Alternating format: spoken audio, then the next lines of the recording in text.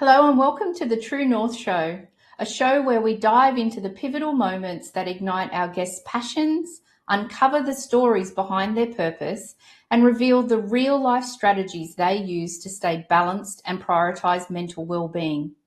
Get ready for inspiring conversations that light the way to living with intention, resilience while following your true north. I'm your host, Megan North, and I would like to thank our sponsors of the show, Quantum Awakening, Beth Lewis, Anne C. Clark, and our lovely guest who paid to be featured on this episode.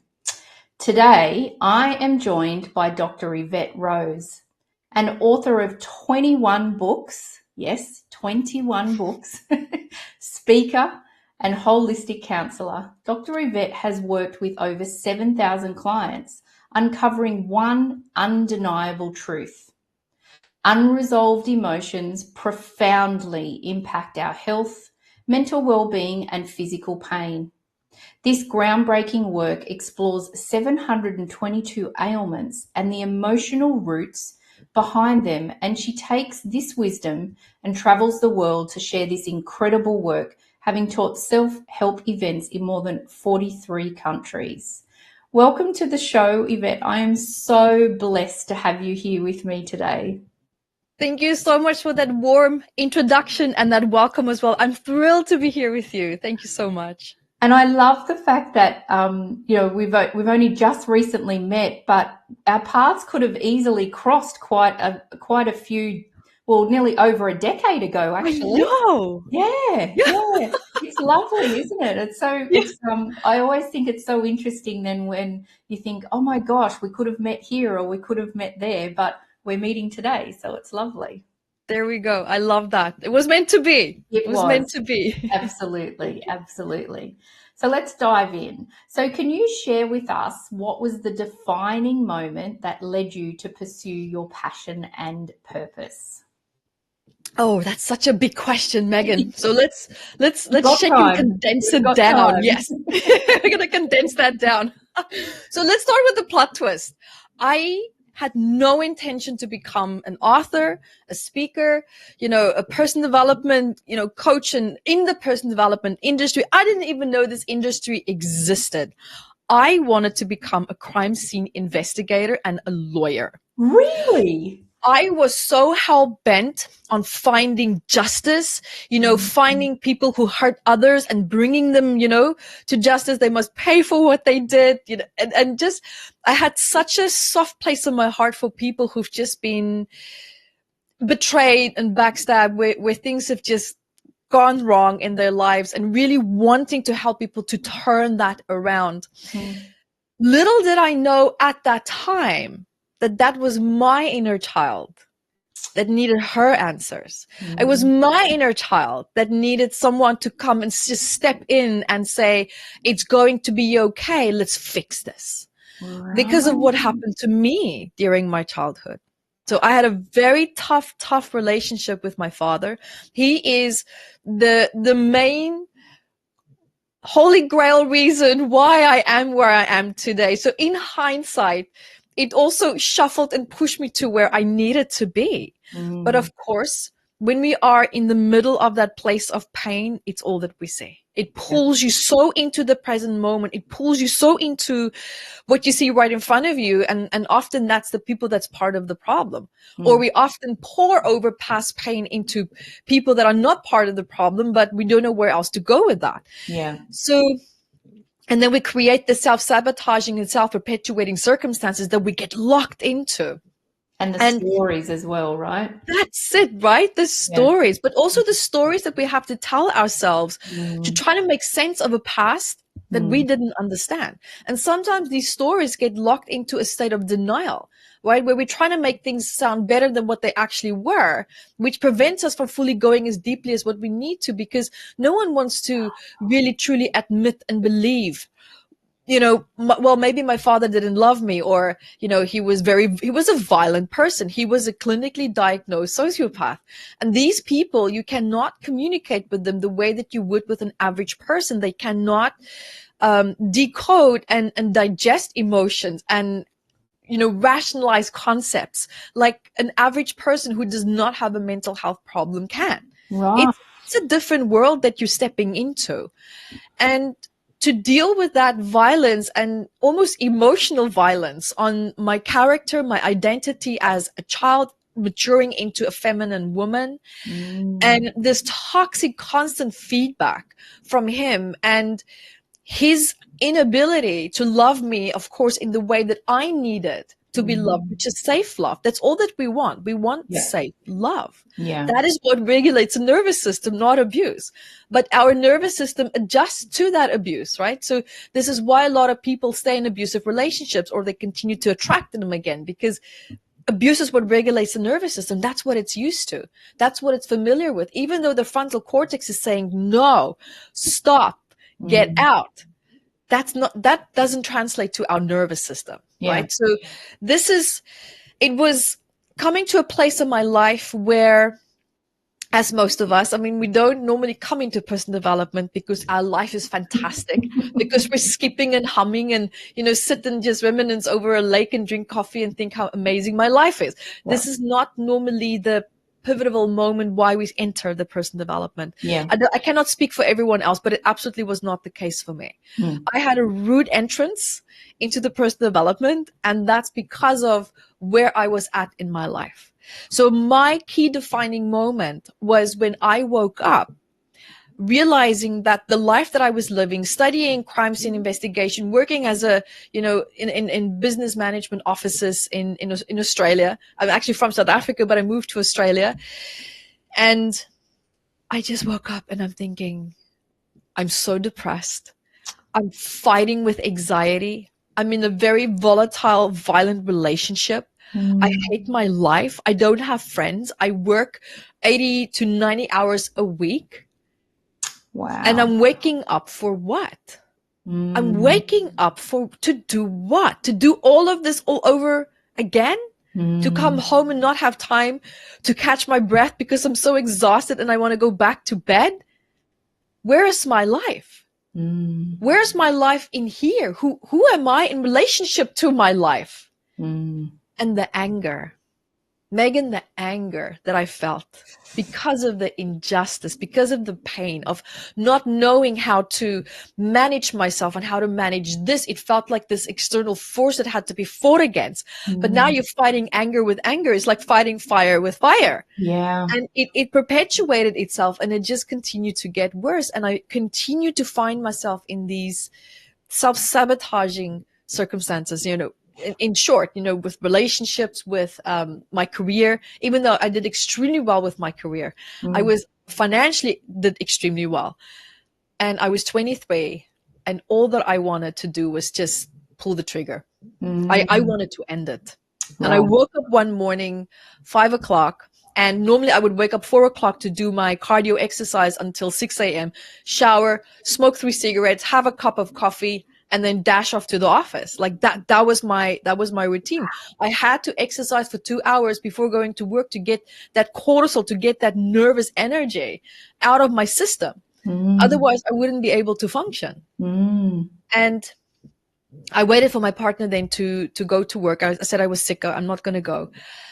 And I left a voice message on my manager's phone, handing over all my passwords, all my projects that I was working on, handing over everything, because in my head, I wasn't going to go back. And I went in front of the computer, back then, those big Dell clunky computers. Oh. Yes. And I'm sitting there and I wanted to type in, and I had a shot of vodka here at this point, right? And I mean, this is like a good 20 years ago. And I'm sitting there and I'm typing in how to end your life pain, as painful, not as painful, but as less painful as possible. Yeah. And something just struck me there in that moment. And I'm not a clairvoyant or clairaudient or anything like that, but I could have sworn I heard a voice, but not outside of me, but it was inside of me. And it didn't feel like it was coming from my subconscious mind, because it was a positive voice and I was in the opposite state and frame of mind. And it said, "You're asking the wrong question." And I'm sitting there, and this question triggered the inner competitive side of me. I'm a very competitive person. I'm highly determined. Once I bite onto something, I go. I go with it no matter what, right? I'm highly determined. And I have my dad to thank for that, because everything as a child, what I wanted to do, I had to fight for it. I had to fight against him, the bullying, saying horrible things to me, and just pushing and fighting forward. Like, I'm going to show you. It paid off. But we'll talk about it in a minute. But I had to pay a price for that as well. And it's leading into this answer that you asked me as well. And the question came and said, don't you see happy people when you look out the window at work in the park? Because my window, I had a window at my office. And I remember, I'm like, yeah. Every lunchtime, there's people meeting, they're laughing, they're talking. There's people in my office that's laughing and talking. Why is it that they're so happy and I'm not? What is it that they're doing that I'm not? And so the question came in, how about typing in how to be happy? Wow. And I'm like, obvious but not obvious, right? Yeah. Here comes the twist. So there's a few twists in here. At this point, I was a full-blown atheist. I did not believe in God. I did not believe in anything outside of myself. I had a terrible relationship with God because of what I've been through. And my dad was the drunk with the Bible under his arm, right? God will punish you if you don't do this. He spoke the fear of God in me. So why would I want to call on something that is full of so much anger and so much hatred, and something that just always wants to punish me? No. Get out of my life. What is this? Yeah. Right? So I pushed back, and I just decided, you know what? I'm just going to believe in nothing. And now I'm Googling, and you know what came up on my screen? Neil Donald Walsh, Conversations with God. Back then, I don't know if you remember, back then when Doreen Virtue was still in practice. Yeah. Angels, crystals. And I started to cry. I thought, was this now this mean God playing a prank on me? Yeah. Do you think this is funny? I'm on my knees and I'm looking for help, and you throw this at me? Wow. I was angry. There was this wave of rage that came over me, and then I sat there, and then my inner voice came forward and said, Evette, you don't have a better solution. You were about to end it a minute ago. What is your solution?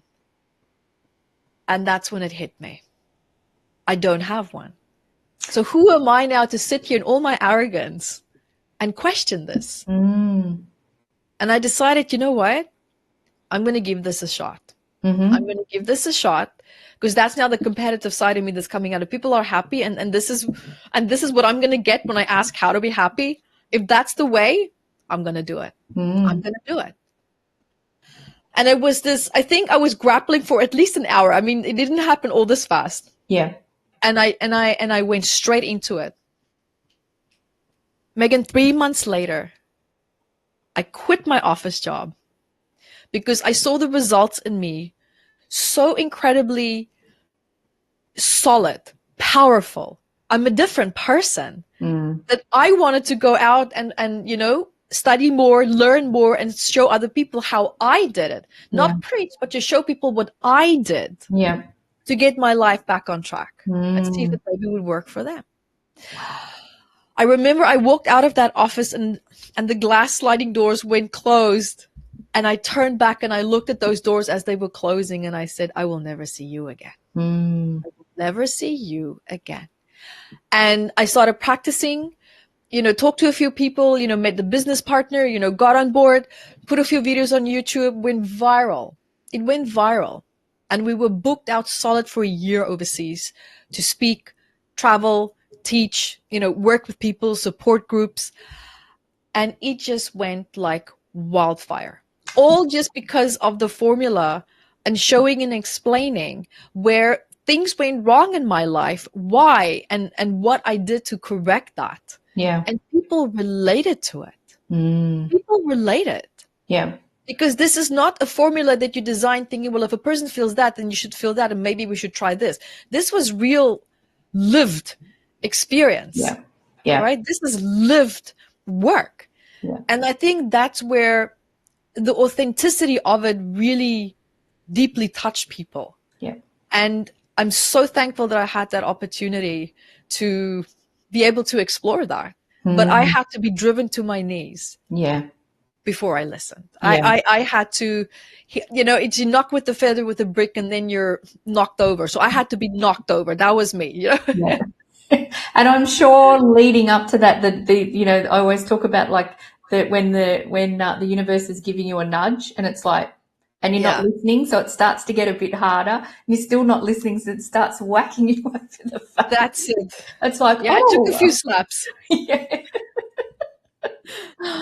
Wow. It's incredible. And, the interesting thing too is when you talked about when that first thing that came up on the computer, and this would have been 20 odd years ago as well. Yeah. So I really feel like that's such a divinely guided message, because all of those years ago, we didn't have, like, the internet didn't work like it does now. So if you did something like that now, Chat GPT or whatever would give you a lot of those options. Whereas that long ago, that feels just so divinely guided, because it's just such a random thing that happened. Right? Yeah. Yeah. And that's where I dived in. I dived into the book's Conversations with God. I had to read it slowly because I had to relearn how to reconnect back to this force that I had so much trauma associated with, and to, work through those filters. And it was, I will not say that it was easy. No, definitely. There was a lot of grappling. Yeah. I would imagine too that you would have had to have done a lot of healing work and probably forgiveness toward God or whatever you believed in as well, because the way that your dad presented God to you, and then the way that your dad was presenting himself to you anyway, and then having God under his arm and using him as, I guess, a beating stick, metaphorically. But, I could imagine, did you have to do some forgiveness there toward what all of that meant as well? That's a really great question. For me, what I realized now that I look back on it more with more clarity, I realized that I needed to understand my father first, because that's where it came from. Yeah. My anger towards God was a symptom of something that was much deeper and much greater. Yeah. And the power that I gave to my father, because when we are children, we're still trying to find our truth. We're still trying to identify with ourselves. And every piece of feedback is adding to what we associate our relationship with ourselves, our self-love, and our truth. That is what shapes our truth. Yeah. And this constant feedback from him is what shaped my perception, my perspectives, my truth, and the barometer of how much I thought I cannot have, and what I am worthy of. Yeah. Right? So that neglect, I had to really deeply look at it face to face. I remember when I wrote my book autobiography, it was called Finding Your Own Voice, but then I changed the title because I healed so much. I felt, because I updated it, and then I wrote Unveiling My Truth. And I remember when I wrote that book was also almost 20 years ago. It was very healing, but I went through 3 keyboards, because I have external keyboard, because of how angry I would get and the tears that were streaming, because it's one thing to have this idea in your head, but when it leaves your mouth, when you see it on a computer, it brings a whole new reality with it. Yeah. It really did. Yeah. And that was the bucket of cold water for me. That was the realization. This was never about God. I'm taking my anger out on God because I feel safe to do it with God, but I don't feel safe to do it with my father. So therefore, there goes the misdirected anger. Yeah. And needing to learn and understand that the way that my father interpreted religion, it doesn't have to be mine. That is not what religion is meant to be in the first place. Correct. And and so really pulling my power back from that and dismantling that and rebuilding it back into a healthy platform and format. And it was an ugly journey. It was a very ugly journey, but I realized the path to forgiveness was a tough one.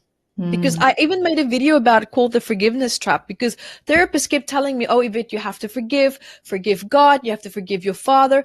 And the more I went on this path of trying to do that, the deeper I sank into my anger. I felt like I was going backwards. I didn't feel like I was making progress. It made things worse. Okay. And yes. And so what I realized with that is I was healing backwards. Forgiveness comes automatic when the healing has taken place. Yeah. You can't sit there and think, well, I'm going to now forgive that person. Well, great. Then we can just sit there and think, well, I'm just going to, you know, my depression's just going to go now because I don't want it anymore. Yeah. This is not how it works. Yeah. Then people say, oh, but it's a conscious, clear decision. I say yes, but it doesn't clear your nervous system. It doesn't clear the subconscious memories and the pain and the charges that shoots down your body every time when you think about it. It doesn't take it away. Yeah. It's going to come and bite you in the butt. At some point, there's going to be a re-trigger. And that's your confirmation that you didn't forgive. Yeah. Right? That piece, it should be neutral. And stay neutral, consistent. Yeah. When your nervous system can stay consistent in relationship to a past trigger that maybe plays out in different ways in your present life, wow. Yeah. You're in a great place. Definitely. You are in an excellent place. But I learned that having or feeling that I had to forgive, I'm like, not ready for that. Now you're telling me he has to get away with everything, that whatever happened is okay. And it just the dominoes effect from that. No. It kept me stuck. And I acknowledge it might work for other people. And that is perfect. But it didn't work for me. I was spinning my wheels. And then I realized I need to let go. I need to let go and just heal in my way. Yeah. Right? There's no mainstream societal bullet point list of how we heal. And there are people that follow that, like they call it the 5 stages of grief. Yeah. But the 5 stages of grief have now even been dismantled, saying that it's incorrect. You cannot decide how you're going to grieve, or now I'm at grief, oh, now I should be expecting to feel this and now I should be expecting to feel that. No. And the reason for that is because we grieve differently, and the trauma connected to the grief hits differently, and it's stored differently. And that means that it's going to shift differently. Yeah. Right? So that's a whole different ball game. So the person who made the 5 stages of grief actually withdrew the 5 stages of grief pyramid. Right. Saying that, you know what, let's take a step back. And I commend her for that, because a lot of people would say, no, they'll fight to the Nathan tool and say, no, it has to stay like that because that's what I said. Of course, there's things that I've also said where we go, you know what, I've done more research and I think we should change that. Yeah. What if that is not true? That's a true teacher. That's a true master. Yeah, absolutely. Right. So I love that. So, and to come back to your initial question about forgiveness, I had to do it the other way. It had to be completely done the other way for me. Yeah. That's a brilliant question though. Yeah. I really love that perspective from you as well, because I think it depends also on what you're working on, how deep it is. You know, sometimes somebody might have said one thing to you that you think, look, they were having a bad day, I'm just going to let it go. You know, like sometimes there's easy things to forgive because it didn't really trigger you. You give them love and you move on. But I think what you were talking about, it's really interesting how you said it is the opposite, because it's almost like all of the healing that you do, the forgiveness almost naturally comes anyway, even without even giving it the energy, because you've healed everything and it's not a trigger anymore and your body is okay with it. Yeah. Then the forgiveness is kind of there and you just move through it then. It becomes obsolete. Yeah. The need for it becomes obsolete. Yeah. If I personally, and this is my opinion, I'm not saying this is true or correct, but this is my opinion for Evette. Yeah. The moment when a person says, I need to forgive, you are pushing against something that you're not ready for. I need to. You don't need to do anything in this life. Yeah. Yeah. I want to. I choose to. So even the wording, just listen to the wording that people use, tells me immediately you're ready or you're not. Yeah. Right? Yeah. That's beautiful. Yeah, really beautiful. Oh my gosh, I've got so many questions. Shoot away. Well, I can do bullet point. Yeah. I'm actually going to just pause there, and we'll hear from from our sponsors of the show. And when we come back, I just want to explore this a little bit more, because I'm really curious as to when you said that within 3 months a lot had changed and you walked out of your office job. So I'd love to learn a little bit more about what happened in those 3 months. So so we'll hear from our sponsors, and then we'll be back in a couple of minutes. Thank you.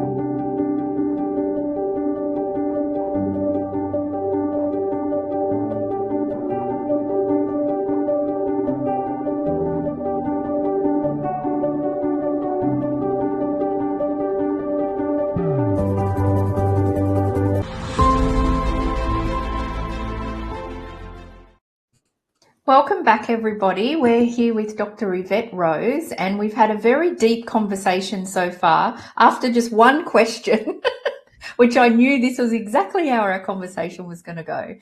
But can you just share a little bit more about those 3 months? Obviously, something very dramatic happened, and you found something in between when you had your breakdown and then the 3 months when you walked away from your corporate job. Is there something that you can share with us that was really profound and defining for you? The happiness. It was the happiness, because you can't be happy and angry at the same time. And I was always angry. Yeah. Like, it's like people say, I just want peace in my life. And then everything that they do in their life is fighting for peace. And I'm like, you're never going to get it. You're in the completely opposite mindset and vibrational match to even remotely match to people and circumstances that are peaceful. So I really had to relearn how to get to my goals more gracefully, more peacefully. Yeah. And the anger journey is something that I had to let go of. And it's not angry at the world. I was angry at my father. I was angry because of the blame, the injustice that I experienced, and the consistent, constant invalidation from him, the invalidation of my existence. That is where I really, truly had my turnaround. To feel the absence of anger was so incredible. It's like someone who lived in the dark their whole life, and then suddenly someone shows you, did you know that there's a door? And if you open it, you can see something other than darkness. And then just that I was in awe of these incredible emotions that I could experience, because keep in mind, I'm also from South Africa. Now, what that means for a lot of people who don't know back then, I mean, South Africa still, there's a lot of challenges there in terms of safety, violence.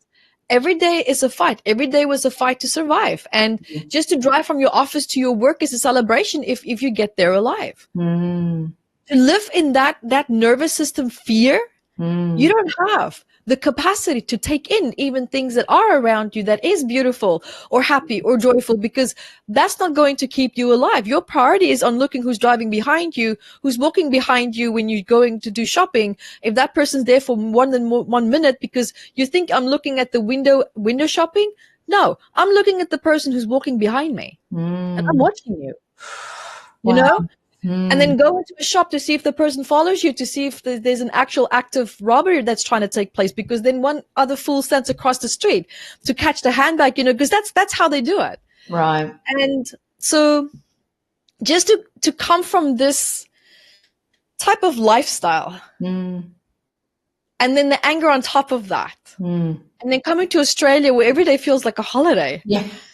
I just I couldn't take it in. Yeah. I couldn't take it in. It took me a whole month, Megan, to walk from my office with my handbag over my shoulder to Woolies, which was 2 blocks away, for lunch.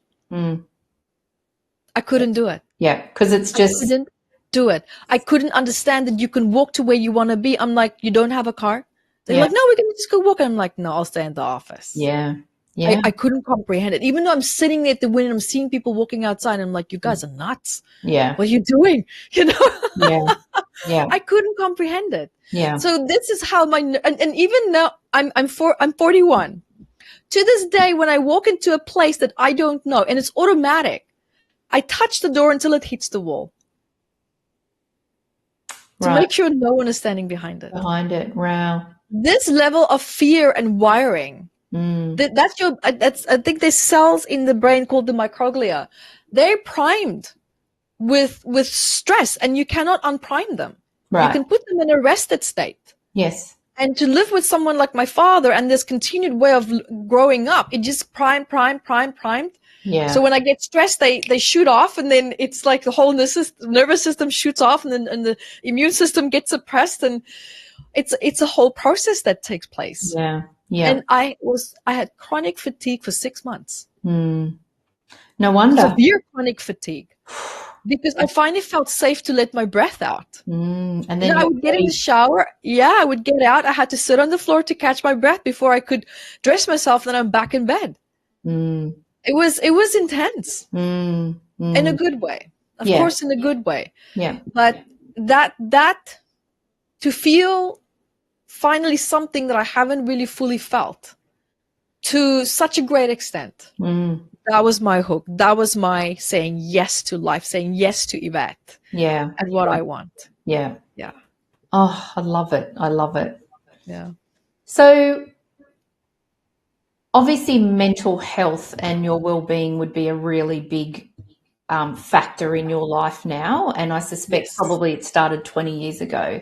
So what sort of things do you do? How do you maintain and prioritize your mental health and well-being while you're pursuing your dreams? So where you're living, you just said to me that you've been up since 5:30 to do calls and that sort of stuff. How do you balance and maintain all of that while you're speaking, you're traveling, you're doing all of the amazing things that you do, writing all your books? That's a good question. So what I've learned, the same discipline that I would apply to my career and my passion, I had to learn to use and take that same discipline to my time for rest and digest. And that was not an overnight process. And the big brick again, I had several bricks, not the feather bricks. The big brick again was just before I turned 30, when I had a stress-induced heart attack. Oh my God. I thought I had it all nailed down. I thought I had it all worked out, and I collapsed. I collapsed during a time when there was a passing, and there was the end of a significant relationship as well. And I couldn't process and hold all the stress anymore, because it was go, go, go, work, work, work. There's no time for you, push it aside. There's people who need you, push it aside. We need to get on the next flight. And I collapsed and I folded, literally. And I remember I was in a third world country, and I remember I was lying in the hospital bed, and the doctor came in, not the kindest, most trained for client debriefing. And he took a white box of pills and he just stood there at the door and he threw it on my bed. And he said, "You don't have a goddamn heart problem. You have a stress problem. You can go home." And they discharged me that same day. That same day. And you know what he gave me? A box of Valium. Wow. A box of Valium. Wow. But you don't have a heart problem. You have a stress problem. It's called broken heart syndrome. I think it's cardiomyopathy. I don't remember the English word right now, but I always remember it as broken heart syndrome because that's exactly how I felt. Completely brokenhearted from just so much grief, so much sadness, and just so much loss and things that was just falling apart. But here's the catch. I saw, and I had now my awakening to the final stages of dealing with my anger. Because you know what I did? The anger that was left, I learned how to turn it into eustress, which is positive stress. What do you call it? Now, eustress? Eustress. EU. Oh, eustress. eustress. Yeah. Okay. It's called eustress. Right. And they always say that the relationship that you have in relationship to the type of stress is going to determine whether it's going to be damaging or not. So I thought, wow, positive stress. I got this. I love this. You know, we get off from the high, the cortisol, we tick the boxes, and then we get used to that high. Then we want to get that high to feel stronger because then we start to feel down and feel depressed. So we try to do more to tick more boxes, you know, for that dopamine hit to become more stronger. And so this becomes a self-perpetuating cycle. That's it. I was the hamster in the wheel. Wow. I was absolutely the hamster in the wheel, and my heart just couldn't handle all that stress anymore. And it gave in.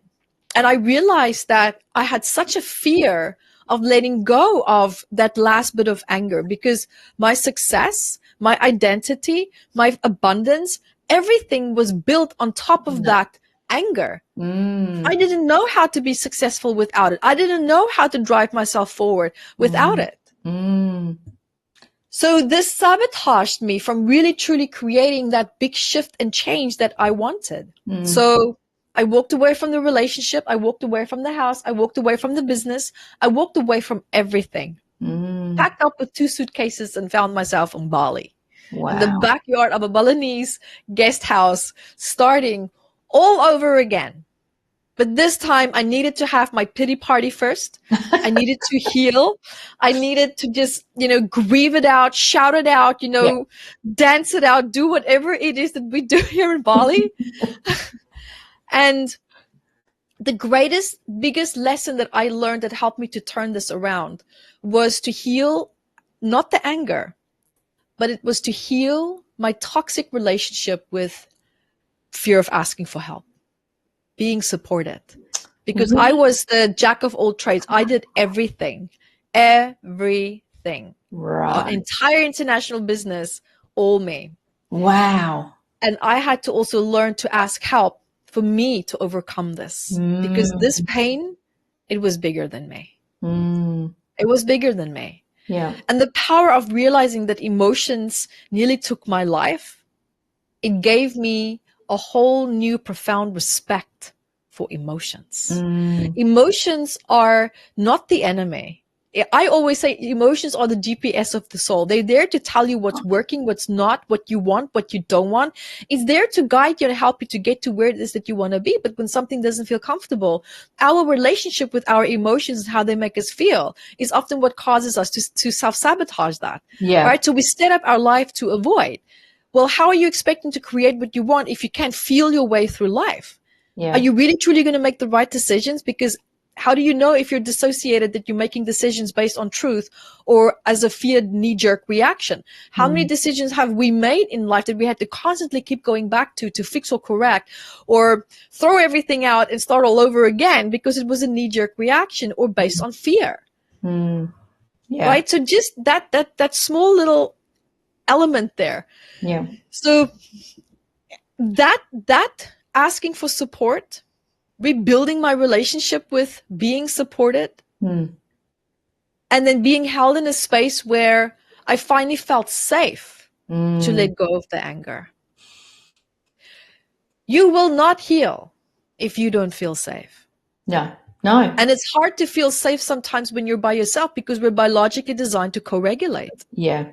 Yeah. And when I finally had a safe presence, and I actually asked, it was a male therapist, he was retired, but very peaceful, very calm voice, very slow in talking, just do things slowly. Like just, it felt like, and funnily enough, plot twist, I met this person on an airplane in Pi, on an airplane that could only hold 20 people in Asia. Yeah. 4 years ago. On an Wow. airplane by pure chance. And then in Bali, when I was having my pity party, I walked into a workshop and there he is, the teacher. The No teacher. way. What? And I'm No. like, I'm going to ask this man for support. Wow. I'm going to ask him for help. And that's exactly what he specialized in. Yeah. Isn't that beautiful? It's incredible. And with the work that we did together, I finally felt safe to just exhale that last bit of anger and to rebuild my new business on self-respect, on my new identity, on a healthier mindset that's aligned with happiness, and to feel safe, to feel peaceful. Yeah. Self-love, I would assume as well. That was massive. Isn't that incredible? Yeah. Beautiful. Yeah. Beautiful. Yeah. So that's to answer your question yeah, there. yeah. And so do you have any like specific rituals that you do each day, or from a mental, like, are you a journaler, or you're a meditator, or do you do something completely different? That's a great question. So I did journaling in the past, but I think I should probably clear that trauma. And I had a friend who actually went through my journal and then actually had the audacity to fight with me over what I said in the journal. It's like Oh my it's even gosh. your business. Yeah. Like, right? So Right. I'm conscious of what I write down and what I say. So now I have my conversations, I would have it in my mind and process it that way. But my rituals that I absolutely love is the power of eating healthy, the power of exercising for just half an hour a day, and also grounding, because when we do creative work, we become ungrounded really fast and we feel anxious as a result. So sometimes anxiety is not a result of past trauma or triggers. You're just ungrounded. Yeah. And I found that when I'm grounding myself properly and connecting to the highest order of light, that really balances me. And it's an automatic practice now where I do it spontaneously 3 times a day, and I consciously do it. I consciously do it. And every morning I check in with myself. How are you doing? How are you feeling? And I analyze my emotions. What doesn't feel good, I give it a voice. I address it. I acknowledge it. And I imagine that it gets dissolved with a white light. Day goes on. And then at night, when all the kids are asleep, I check in with myself again. And again, how are you doing? Where's the stress? How does your body feel? Okay, great. Let's bring a beautiful white light and let's just rinse that out. Let's just rebalance and reset. Beautiful. So that because what you think 4 minutes before you go to bed is going to set the stage for your evening. Yes. Right. So I'm very conscious of that. That alone helped actually back then because I've been doing this for years now. Because 10 years ago, my nightmares stopped as a result of dealing, of course, with my father and the trauma and all of that, but also just watching my thoughts, because we take on people's stress as well. Sometimes we can have nightmares over things that's not even about us. We're processing someone else's garbage, right? So it's really about just cleansing our space, cleansing the body and our mind as well, and going to bed feeling a little bit more coherent as well. And it absolutely improved my sleep. Yeah.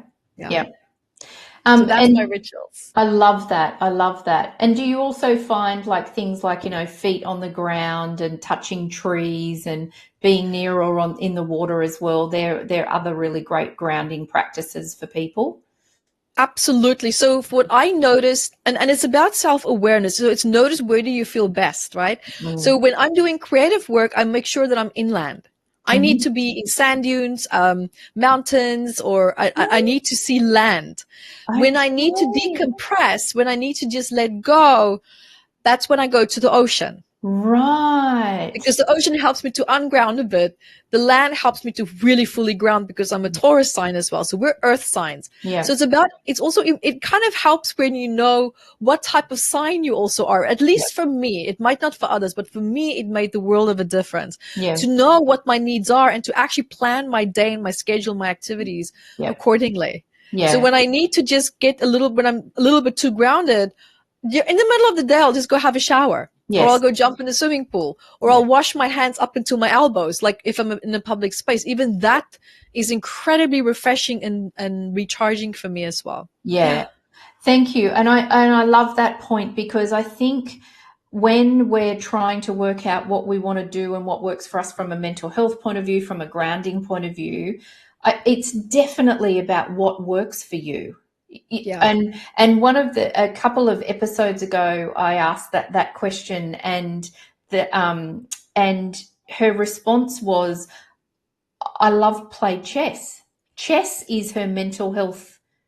I love that. Like the thing that really helps her from a mental health point of view. And it was so random. I was like, oh my, she said, I've tried this, I've tried that. But she said, when I play chess, it just really helps me from a mental health point of view. And decompresses. I love that. Yeah, it was really good. Yeah. So I think the reason that I love to ask different people this is because I think it's important that there's no one measure that helps. It's and I love that you said what works for you. So when you're doing this, you've worked out that, this works. When you're doing this sort of work, this works.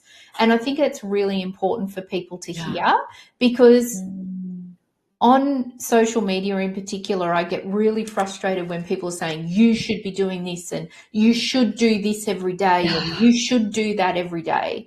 And like I'm not really a journaler. It doesn't really do much for me. I'm a bit of a meditator, but not really. But I find other things, and my husband often laughs at me and says, you need to go and hug a tree. Oh, bless. So I'll go out and I've got a particular tree up the road that I really love. I've got this real connection with this tree. But I guess my point is that I think it's really important that we all learn what works for us, and what works for you isn't necessarily what works for me, and what, so on and so on. So I love that you've really talked about that in the sense of how that works for you, but I think it's a beautiful message for others as well. Yeah, really beautiful. It definitely works, because there's, people think that when they do things, it has to be done a certain way, right? Yeah. And there's no have to. No. There's no should, need, or have to. Exactly. I choose to. Yes. And it works for me. Yeah. Exactly. Yeah. So what advice would you give to someone who's just going to start to explore their true purpose and passion? That's a great question. The biggest breakthrough that I learned for myself was when I consciously realized, and I say consciously because, when you hear things and you just hear it all the time, and then suddenly you hear it for the 10th time and it just hits. Cool. It just hits home, right? Now this hit home for me when I realized that the fears, the doubts that I had in my mind about my purpose, my life, what I wanted to do, never belonged to me. They were formulated based on this toxic feedback of people who were traumatized themselves, speaking to me through their own traumatized filters, and it became my life. And I said, no. No to your words, no to your limitations. That's why I didn't even share a lot of my goals with people, because they go, are you sure you can do that? Well, yes, I can. Keep your limitations to yourself. Just because you think you can do doesn't mean it has to become mine. Don't. So I don't even say half of the things what I'm going to do. Not even my poor assistant sometimes knows. I just throw these different tasks at her and she's lost. She's like, Evette, what are you building up to? I'm like, I'm not telling you, so she knows that by now. So she just works with me. And then I surprise her at the end of what it is. And she's like, oh my God, this is great. I'm like, right. And then I tell my husband, like, so I just did this. It's like, but what about all the other things that can go wrong? I'm like, well, it didn't, because it's already done. Yeah, exactly. You see how the mind goes to the negative. I'm like, well, that didn't even happen. Yeah. That's only in your head. Yes. I don't want to hear about it. Yes. Don't speak it into my life. Yes. Yep. A That lot inner of successful circle. people will say that. Yeah. Mm, I keep it all here. yeah. All here. Yep. Yep. Yeah. Because we fall prey to someone else's doubt. Mm-hmm. Right? We feel their doubt, but their reality doesn't have to be your reality. The fact that you dreamt up something means that that potential is within you. Yeah. Go do it. Go do it. Yep. Exactly. I That's what love I would that. say. Love it. Absolutely. Love it. Just that doubt, is that really your voice? Yeah, but that's what I'm telling myself. But why are you telling that to yourself? Mm, You need to question that harder. Go deeper. yeah. Dig that out. Yeah. Yeah. And then go do it. Yeah. Yeah. I Then go love do it. that. That's fantastic. I love that. Yeah. I love that. I love it. So can you believe that we've actually only got a couple of minutes left? I think I've only asked you a couple of things. Well, I think we did great. I think so too. I think so too. I'm going to ask you the same question that I ask all of my guests before we finish our conversation. So can you share with us what is one lesson or truth that you've learned on your journey that you wish you had known earlier? That acceptance for me comes from myself. That I am the authority of that. Because if your worth and how you accept yourself is going to be shaped by people who can't even accept themselves, what do you think is going to happen? What is the end result of that going to be? So I really had to just learn to unapologetically shake off what didn't fit into my new world that I was crafting for myself. And sometimes there was loss. But now that I look back at it, it was a stone and a weight that I was carrying that didn't need to be there.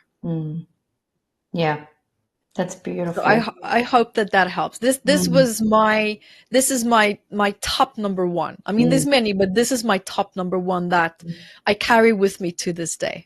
I even got a tattoo here on my arm that says "You are enough." Oh my gosh, I love as a that. reminder, you are enough. I love that. Really beautiful. Thank you for sharing that. Thank you.